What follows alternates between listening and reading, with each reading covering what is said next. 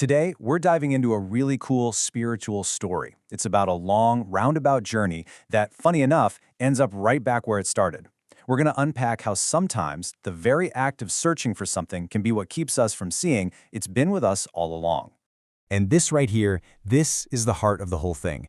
It says, what you are searching for is within you. Just let that sink in for a second. Hold on to this idea because everything we're about to talk about circles right back to this simple but incredibly powerful truth.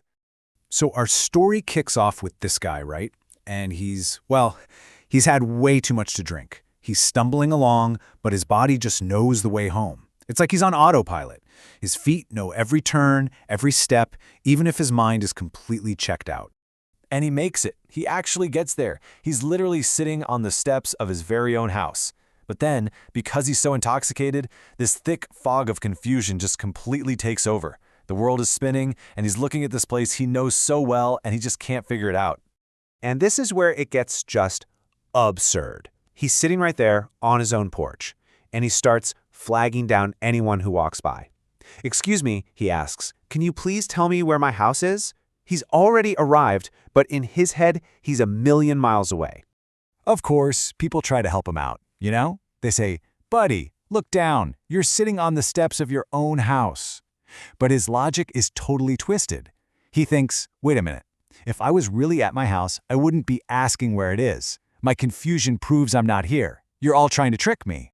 Well, all the noise brings his elderly mother to the door. She sees her son in this state, and with all the love in the world, she just says the simple truth. "Son, you're home."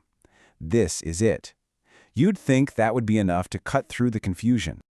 But no, he is so far gone, so lost in his own mental fog that he doesn't even recognize his own mother. To him, she's just another stranger. He falls at her feet, begging this woman he doesn't know to please just show him the way home.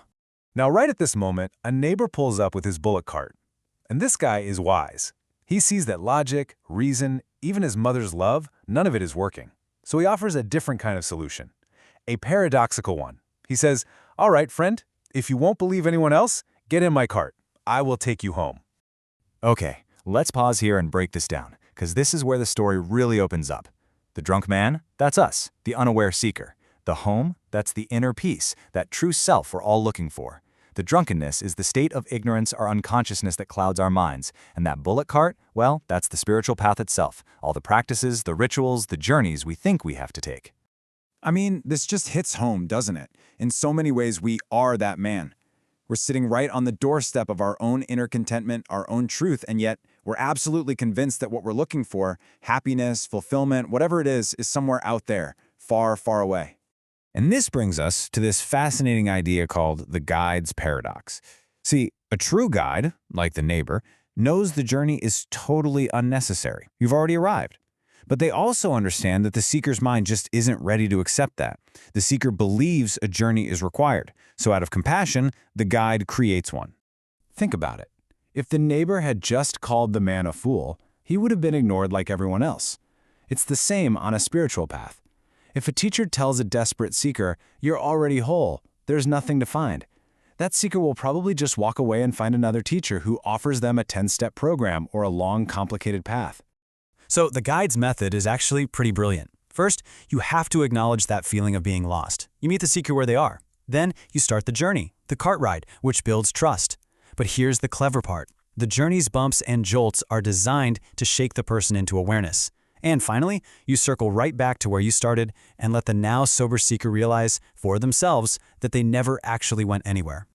And that is the absolute key. The rough, bumpy ride isn't a problem. It's the solution. Every jolt, every shake of that cart is designed to chip away at the man's drunkenness. In our own lives, the challenges, the meditations, the tough questions on our path, they aren't meant to take us to some new destination. They're designed to sober us up, to wake us from the illusion right here, right now. So it all leads to this beautiful, mind-bending paradox. You have to put in the effort. You have to get in the cart and go for the ride. You have to do the work. But the whole point of doing all that work is to finally arrive at the realization that none of it was ever needed to get you to your destination. You were always there. So in the end, the problem was never about distance. It wasn't about finding a new place on a map. It was purely and simply a problem of awareness. The home was always there. The peace was always present. The seeker was just too caught up in the fog to see it. And that leaves us with one final and I think pretty crucial question to ask ourselves. What happiness or success or peace are you chasing after, believing it's at the end of some long, hard road? It's worth asking, what bullet cart journey are you on right now? And is it just possible that you're already home?